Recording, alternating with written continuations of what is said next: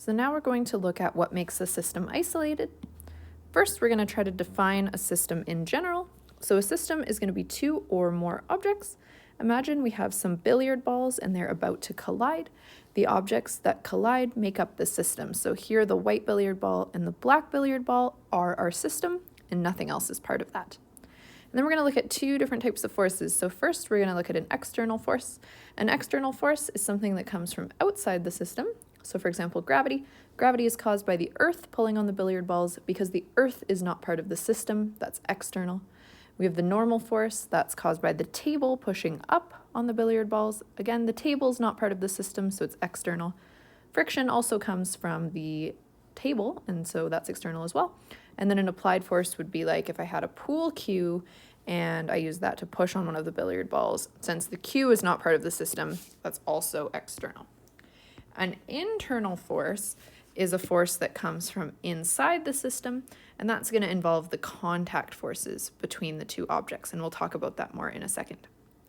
You might remember in Physics 20, we talk about internal forces versus external forces, and an example that I use to illustrate this is, let's say your car gets stuck. You can't get it unstuck by just sitting in the driver's seat and pushing on the dashboard. That's not going to affect the motion of the car at all. And the reason it doesn't affect the car is that that's an internal force.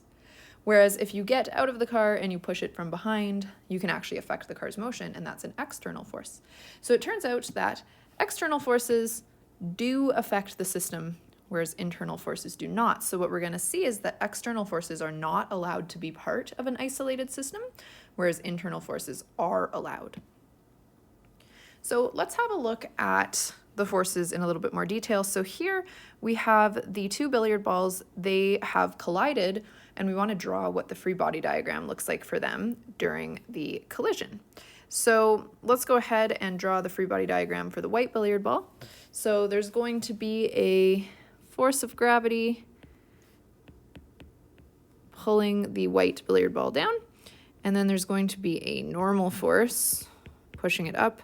And those forces are going to cancel one another out because the billiard ball is not moving up or down. And then there's also going to be a contact force. So the white billiard ball feels a force caused by the black billiard ball. I'm going to call that FC for F contact, but this is really the black one pushing on the white one. When you're drawing contact forces, the force always points away from the object that's causing it. So here, the force is acting on the white billiard ball, but it's pointing away from the black one. Okay, and then we can draw the forces for the 8 ball. I'm just going to use a different color. So for that one, we're still going to have a force of gravity and a normal force. And again, those two forces drawn in red are going to cancel one another out. And then we're going to have a contact force. Now this time, this contact force is caused by the white billiard ball pushing on the black billiard ball. Okay, so I can write this is the white and the black. So again, this force is impacting the 8 balls motion, but it's caused by the white ball. And so the force is going to point away from the white billiard ball. Okay, now remember that forces that act on different objects do not cancel out. So the contact forces here are not canceling one another because they're acting on two different objects. However, because of Newton's third law, okay, what we can say is that the two contact forces are equal in size, but opposite in direction. And by the way, that would always be true even if the billiard balls were having a different type of motion. So if the billiard balls are moving left, if they're moving right, if they're at rest, if they're accelerating, it doesn't matter what they're doing. The two contact forces are always going to be equal but opposite. Okay, so now we're going to define an isolated system. So an isolated system is a system where momentum is conserved.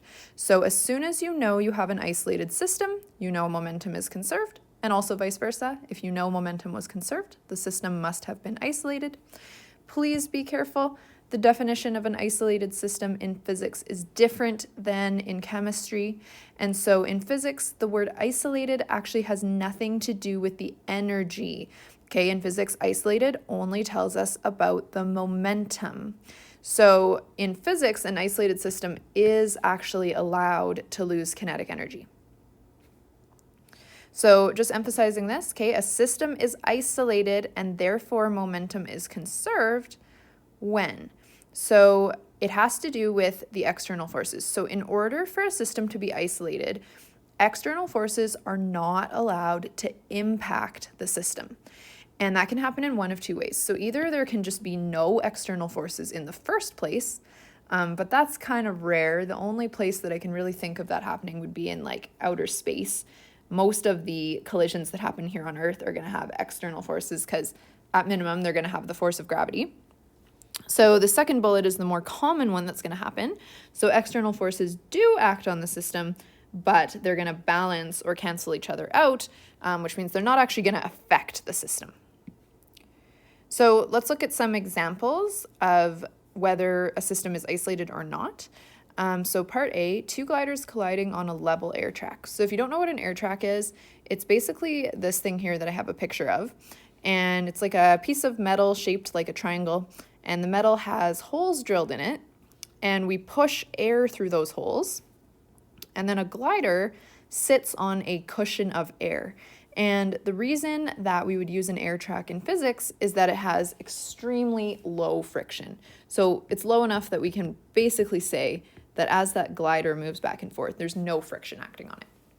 Okay, so if we have a level air track, just draw one here. Here's a level air track. Here's a glider sitting on that level air track. Here's another glider. They're about to collide. If I draw a free body diagram for one of the gliders, let's say I draw it for this one here, we're going to have normal force going up, gravity going down, okay, and no friction. And the normal force and the force of gravity are going to cancel one another out. And so although those are external forces, because they cancel out, this is isolated. Okay, so yes, this is isolated. Now, when the gliders collide, there is going to be a contact force between them, but contact forces, because they're internal to the system, they are allowed to be there and it can still be isolated. Okay, so now we have two gliders colliding on an angled air track. So if I draw a little picture here again, okay, the gliders are headed towards one another. I'm going to draw a free body diagram for that glider there. Okay, now when you have an angled air track, what happens is the normal force isn't straight up anymore. It's now 90 degrees to the air track surface. Gravity is still straight down though. Again, there's going to be no friction. And if I was drawing the free body diagram at the moment where these two collide, I'd also draw the contact forces. But let's just assume they haven't collided yet because this is the free body diagram I want to focus on here. Now the normal force and the force of gravity are not going to cancel one another out because the normal force isn't going straight up. And so this is it's not isolated. Okay, two cars crashing on an icy road. This is like example A. So the idea is that on an icy road, the amount of friction is very, very small. Small enough that we can say there's no friction. So just like in part A, the free body diagram would look the exact same. And this is isolated. Two cars crashing on a gravel road. Okay, so a gravel road is rough and there is friction acting when you drive on a gravel road. Because friction is an external force and it's not getting canceled by anything here, this would not be an isolated system. Okay, a soccer ball accelerates when an applied force acts on it. An applied force is an external force, and it doesn't say anything in the question about this external force getting canceled out. So because there's an external force messing with the system, this is not isolated. Okay, a potato exploding in the microwave. For this one's a little bit tricky. You have to think about when you heat up a potato, why does it explode? And the reason it explodes is that the steam from inside the potato creates pressure and causes it to explode when the steam expands.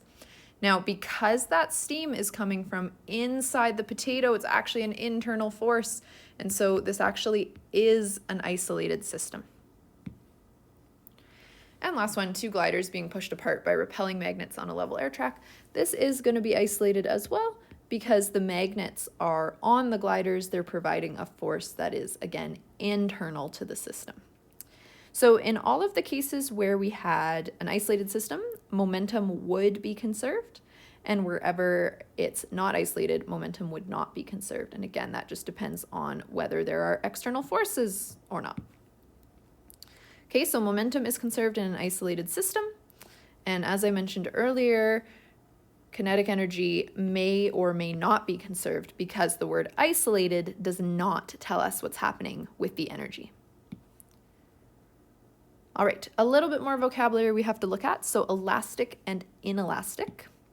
So an elastic collision is one where the total, so it does have to be the total, it's not for individual objects, the total kinetic energy of the system is conserved. An inelastic collision is the opposite, so the total kinetic energy is not conserved.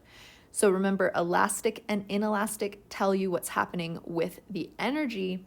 They don't tell you what's happening with the momentum. And I remember that just because the word elastic and the word energy both start with E. So in an inelastic collision, some of the system's kinetic energy is being lost, and there's different ways that that can happen. So if the objects crumple or change shape when they collide, that's going to cause kinetic energy to get lost. If the objects stick together, that also causes them to lose kinetic energy.